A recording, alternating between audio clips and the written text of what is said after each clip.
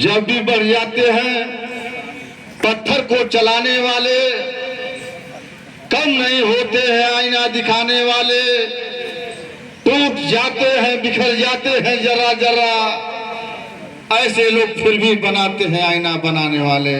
ऐसे लोग बनाते हैं आईना बनाने वाले। माननीय मुख्य अतिथि जी,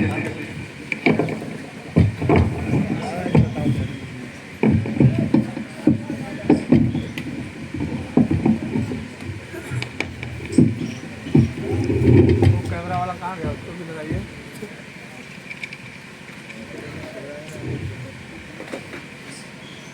काफी देर से आप लोग बैठे हैं, लोगों को सुन रहे हैं, रूप भी रहे हैं।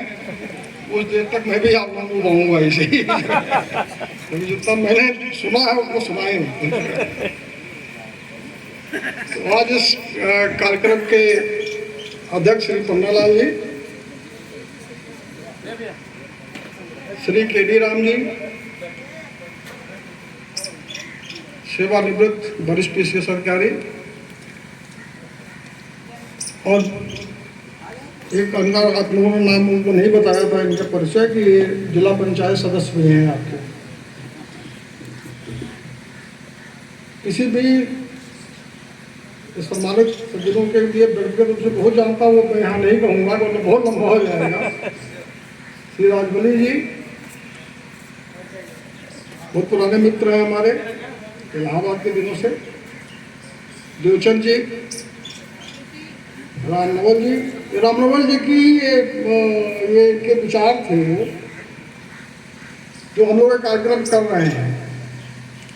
तो पहले आए थे, मुझे घर पे मिलने के लिए आए हुए थे, तो इन्होंने ये विचार रखा कि हर ब्लॉक में आप ऐसा कार्यक्रम रखा जाए और प्रबुद्धजनों के साथ बातचीत किया जाए।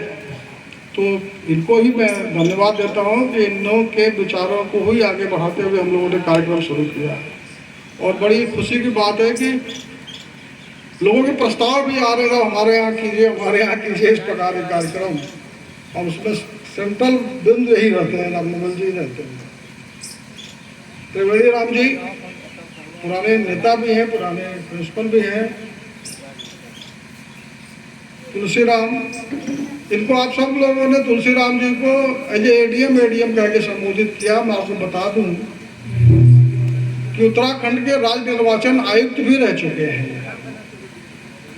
और राज्य निर्वाचन आयुक्त अधिकतर प्रदेशों में वरिष्ठ IAS जब रिटायर होता है तो वही पद को ग्रहण करते हैं। तो वो पद ऑलरेडी ये ग्रहण कर चुके हैं और कुशलतापूर्वक उत्तराखंड में चुनाव भी करा चुके हैं। जो आपने अभी ये चुनाव के बारे में इनका छोटा सा विश्लेषण सुना था, उनके वही अनुभव का प्रतीक है। तो तुलसीराम जी, जयप्रकाश जी, उन्होंने बड़ी अच्छी बात कही। Professor Indrajit Ram ji, professor Surendra Ram ji, engineer Ramvilas ji, Ashok Kumar हमारे कटाई के भाई, शशि कुमार, संदीप जी, संतोष जी, धर्मेंद्र जी, दिनेश जी, और कुमार राम जी का नाम इसमें लिखना भूल गया है, कुमार राम जी कई लोगों का, और कार्यक्रम के संचालक लालसा राम जी, यहाँ पे उपस्थित सभी सम्मानित भाई और बहनों, मैं जयप्रकाश जी की बात से ही शुरू करना चाहता हूँ, क्योंकि ये अधिकतर लोगों के बीच में ये रहता है मानसिक स्थिति में, और वो सोचते भी कि आखिरकार इनको क्या ये शौक चला गया है ये सब कार्यक्रम कराने का फतेहबाद को जो है। और ये सही कह रहे थे, तो IAS की नौकरी ऐसी नौकरी कि आपको जमीन से ऊपर उठा देती है।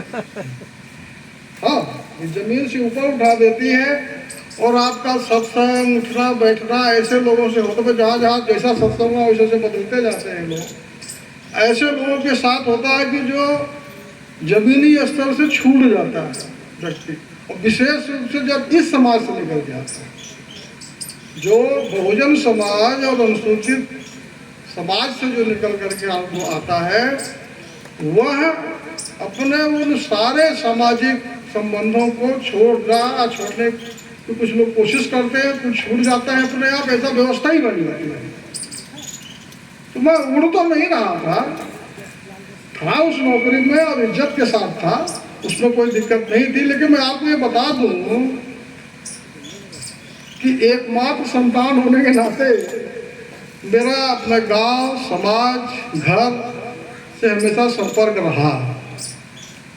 और जब मैं हर दो महीने 3 महीने में 1 दिन के लिए 2 दिन के लिए घर आता था, हमेशा आता था, तो जब एक रात में सो लेता था तो जो एनर्जी मिलती थी हमें, वह एनर्जी, आपको हम सही मायने में बताएं कि वह एनर्जी हमारे जितने प्रशासनिक कार्य थे उस कार्यों में बहुत ही सहायक होती है। जिसको कहते हैं ना आपकी जन्मभूमि है, तो अगर आप अपने जन्मभूमि पे रहते हैं, आते जाते अपनी कनेक्टिविटी बना के रखते हैं, तो ऐसा नहीं कि मैं समाज के उन सरोकारों से दूर रहा, जानता रहा क्या हो रहा क्या नहीं हो रहा है, और अपने को उसमें लगा रहा। सामाजिक कार्यों में नहीं, जैसे सामाजिक प्रोग्राम में मैं नहीं जाता था, लेकिन ऐसा भी नहीं कि मैं जानता नहीं था क्या हो रहा क्या नहीं हो रहा है। और अपने दोस्तों को जो हमारी नौकरियों में है, प्रशासनिक नौकरियों में है और पढ़ भी रहे हैं, हमेशा उनसे मैं कहता था कि भाई अपने घर जरूर जाया करो, अपने गांव जाओगे, अपने घर जाओगे, उनके साथ रहोगे तो वो आपको नई ऊर्जा मिलेगी। लेकिन इसके साथ साथ यह भी बता दूं, फिर मैंने ये भी सोचा कि बहुत से हमारे दोस्त हैं, हमारी नौकरी के हैं, दूसरी नौकरियों को आखिरकार अपने गांव क्यों नहीं जाते, शहरों में घर बना लिए हैं, शहर में रहते हैं, घर द्वार छोड़ देते हैं। तो मैंने खुद जब सोचा तो यह पाया कि गाँवों में जो हम लोगों के समाज की जो स्थिति इतनी खराब रहती है, जो छोटे गाँव, छोटी जनसंख्या के गाँव, और वहाँ पे सामंती लोगों का जब अत्याचार इतना रहता था कि वो बेचारे गांव में जाने के बाद अपने आप को हीन भावना से ग्रसित होते और उस गांव को ऊपर उठा नहीं सकते। तो मैंने देखा कि इसलिए वो छोड़ते गांव में गया। हमारे सीनियर पीसीएस अफसर थे, बहुत 64 बैच के, नहीं है दुनिया में, गाजीपुर के, वो बेचारे जब जाते थे अपने गांव, उनके हमारे साथ हैं चिंतामणि जी, हमारी संस्था के महासचिव हैं, वो कहते थे कि उन्हीं के रिश्तेदार हैं कि जब जाते थे गाजीपुर शहर में तो वो पैंट शर्ट पहन के जाते थे, सीनियर पीसीएस अफसर जो पैंट शर्ट पहन के जाते थे, और वहां से जब अपने गांव जाना होता था तो कुर्ता धोती पहन के जाते थे, कुर्ता धोती पहन के जाते थे। तो ये चीजें हैं जो वास्तविकता थी, जमीनी स्तर पे उपलब्ध थी, लोग देख रहे थे, समझ रहे थे। जो लोग उसको समझे, उसको एजिटेट किए, वो आगे निकल कर गए, जो उसी में रह गए तो रह गए। तो मेरा ये कहना है आप सभी लोगों से कि अपनी जड़ से जुड़े रहना ही जरूरी है किसी व्यक्ति के लिए। जो अपनी जड़ से जुड़ा नहीं है वह रूटलेस है, और जो रूटलेस है उसका कोई अस्तित्व नहीं है, उसका कोई अस्तित्व नहीं है जो रूटलेस है। तो वहाँ से जुड़ा रहना बहुत ज़रूरी होता है जड़ से। और इसी क्रम में लोगों से मैं कहना चाहता हूँ कि बाबा साहब ने, माने माने जितने दलित चिंतक और राजनेता हुए, सबने कहा, एक है ना क्या अंग्रेजी का वर्ड शब्द है, पे बैक टू सोसाइटी कहते हैं। जो कुछ किए हो थोड़ा बहुत अपने समाज को आप दे दीजिए। कभी अल्लाह मस्ता, इसलिए हम लोगों के जब विचार होता है, बैठते हैं लोग, पे बैक टू सोसाइटी, बड़ा फैशन है। तो हर अधिकारी का, हर व्यक्ति का, हर प्रोफेसर का, हर उसका कर्तव्य है कि जो कुछ भी अनुभव से सीखा है वह अनुभव का अपने समाज से दीजिए, उसको जो भी लाभ मिल सकता है लाभ देने की कोशिश कीजिए। कोई जरूरी नहीं कि लाभ मिलेगा उतना जितना आप चाहते हो, कोई जरूरी नहीं कि सबके सब प्रदेश और राज्य स्तर और देश स्तर की बात करें, कोई जरूरी नहीं। जितना कर सकते हैं उतना आप करते रहिए। और हर व्यक्ति का, जब नौकरी कर रहे हैं 35 साल, 36 साल, 30 साल, जब रिटायर होते हैं तो थोड़ा बहुत अपना योगदान देना चाहिए लोगों को। और उसी क्रम में हमने भी ये सोचा, क्योंकि हमारा तो घर जाना था यहाँ पे, अपने गांव से, लोगों से, जितने यहाँ लोग बैठे हुए हैं मंच पे, सबसे तो मैं उन मित्रों को मैं कहना चाहता हूँ जिन लोगों के दिमाग में शंका होती है कि फतेह बहादुर क्या कर रहे हैं, तो फतेह बहादुर वही कर रहे हैं जो उनको करना चाहिए। फतेह बहादुर वही कर रहे हैं जो इन महान पुरुषों ने करने के लिए कहा है, समाज को जोड़ना और समाज के लिए लड़ना। तो समाज के को जोड़िए और समाज के लड़िए, उसमें जो आनंद है वो कहीं आनंद है।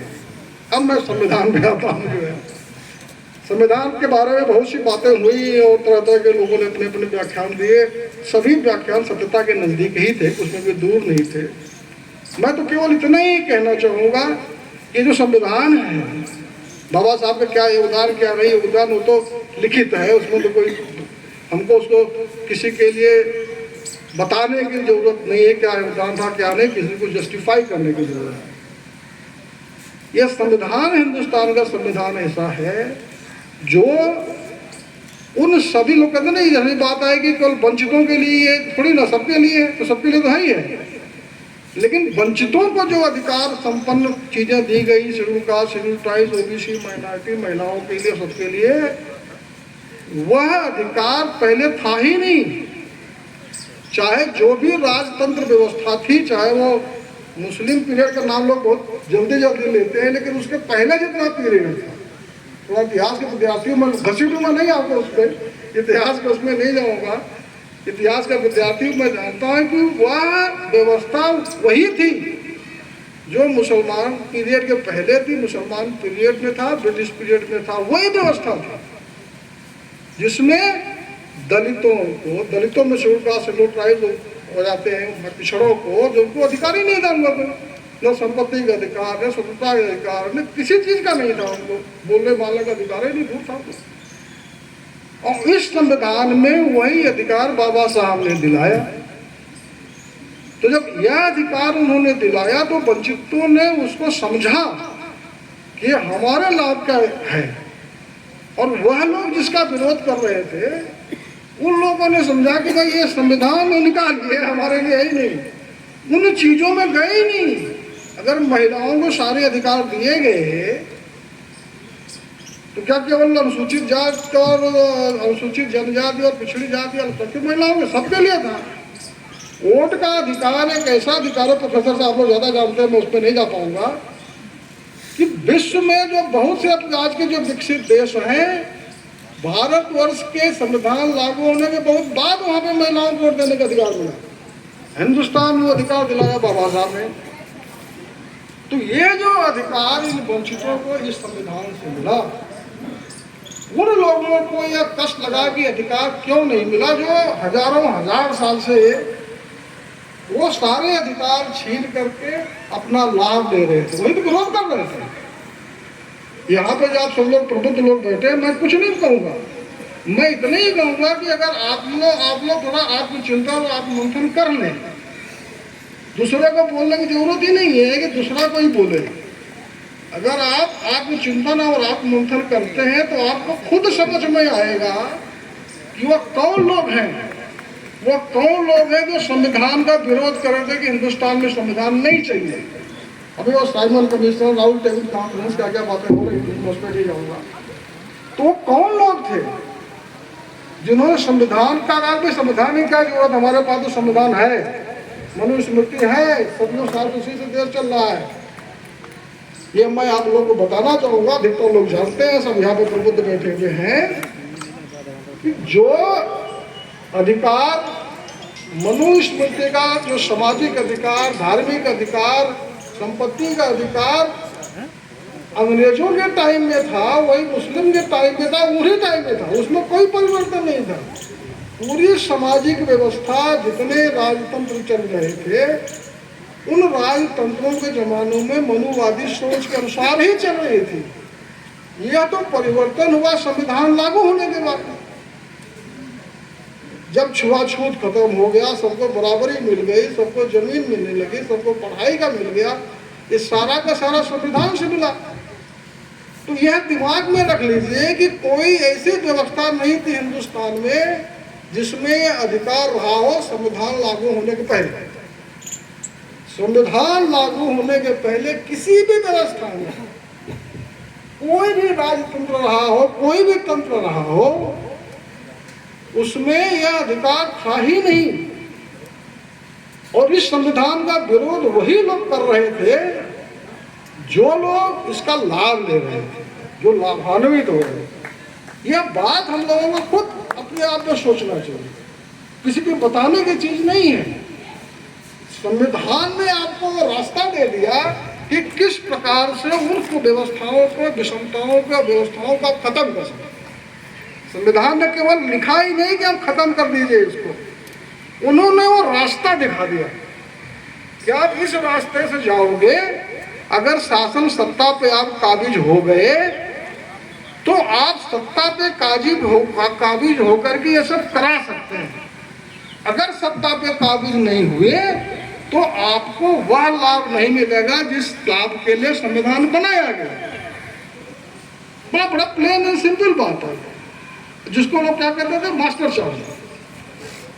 सत्ता की जो मास्टर चाबी है वह सारे कष्टों का निवारण वही है, तभी आप उसको दूर कर सकते हैं। तो सत्ता पे काबिज कैसे हो गया? संविधान ने दिखाया और मानवर काशीराम ने रास्ता दिखाया उसका। जब 85-15 की बात करते हैं मानवर काशीराम, तो यही बात करते हैं कि 85% लोग अगर एकजुट हो जाए तो सत्ता की कुंजी जो है उनके पास आ जाएगी। फिर संविधान में दिए गए प्रावधानों को आप फिर करते हैं। तो 85% को जो वोट का अधिकार है संविधान ने दिया बाबा साहब के संविधान से। तो वोट का अधिकार प्रत्येक व्यक्ति को है, चाहे टाटा बिरला हो, अडानी अंबानी हो, कोई भी हो, चाहे हम लोग हो, कोई भी व्यक्ति हो, सबको ये वोट का अधिकार है।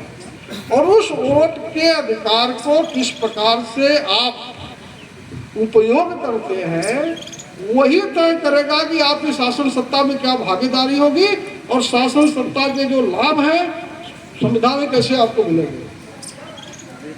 जिस दिन वो वोट आपने ऐसे अभी साथी जो नौजवान साथी अभिषेक जी बता रहे थे कि 10,000 रुपये और शराब और उस पर दुनिया भर का जो लोग दे आते हैं, तो उस वोट की कीमत समझनी पड़ेगी कि भाई वो वोट आपको इसलिए दिलाया गया, अधिकार दिया गया, इसलिए नहीं कि आपको कुछ चीजें मिल जाए जिससे आप लाभान्वित व्यक्तिगत हो जाए, समाज को आगे बढ़ाने के लिए था। तो उस वोट के अधिकार को इकट्ठा करना, उनको एक रास्ता दिखाने का काम मानवर काशीराम ने किया।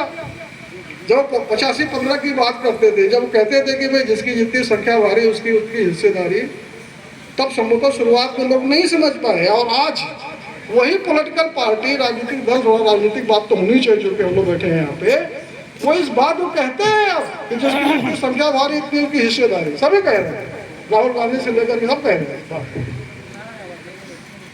नहीं, मजबूरी तो हम नहीं कहेंगे, लेकिन भ्रष्टा ज्ञान की प्राप्ति हो गई, नोबडी नोस। वो तो जो व्यवस्था चल रही है, अगर आपकी सत्ता में भागीदारी नहीं है तो आज की तारीख में जो हो रहा है, संविधान तो है लेकिन प्रकारांतर से तो दूसरे काम हो रहे हैं, जिसको कहते हैं कि डी फैक्टो